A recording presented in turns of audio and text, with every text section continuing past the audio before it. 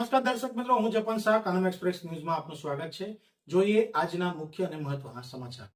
સુરતના અમરોલી બ્રિજ નીચેથી મળેલી લાશના કેસમાં અકસ્માત મોતનો ગુનો હત્યામાં પલટાયો. પીએમ રિપોર્ટમાં માથાના ઈજાના નિશાન મળતા અમરોલી પોલીસે ગણતરીના દિવસોમાં ભેદ ઉકેલ્યો.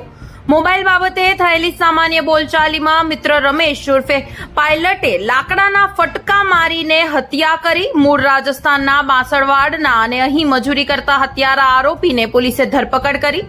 સાંભળો આ ઘટના પર મિલન મોદી, એસીપી સુરત શહેર પોલીસે શું કહ્યું. રિપોર્ટર સાગર સોલંકી, સુરત. તારીખ 16/5/2026 ના રોજ અમરોલી પોલીસ સ્ટેશનમાં એક એડી દાખલ થઈ હતી. બનાવની વિગત એવી છે કે 15 તારીખની બપોરના અમરોલી જે બ્રિજ છે એના નીચે એક હીરાલાલ ચંપા ગરાસિયા કરીને જે મરણ જયા છે એની ડેડ બોડી મળી હતી, અને જે આધારે અમરોલી પોલીસ સ્ટેશનમાં પહેલાં એડી દાખલ થઈ હતી, અને ત્યારબાદ એડીનું પોસ્ટમોર્ટમ કરાવતા ડૉક્ટરશ્રી દ્વારા જણાવવામાં આવેલ કે આમાં જે મરણ જનાર છે એને માથાના ભાગે ઇન્જરી થયેલ છે.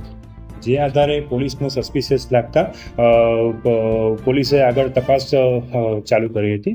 અમરોલી પોલીસ દ્વારા ટેકનિકલ એનાલિસિસ અને હ્યુમન રિસોર્સની મદદથી આની તપાસ ચાલુ કરવામાં આવી હતી, જેમાં એક આરોપી જે છે રમેશ ઉર્ફે પાયલટ પારસિંગ ગરાસિયા, જેની પોલીસે કડક શબ્દોમાં પૂછપરછ કરતા જાણવા મળેલ કે આ બે વચ્ચે 15 તારીખના બપોરે મોબાઈલ બાબતે એક સામાન્ય બોલાચાલી થઈ હતી, જેમાં જે આરોપી છે એને લાકડાનો એક ફટકો મારેલ હતો મરણ જનારને, જેના કારણે મરણ જનારનું મૃત્યુ થયું હતું.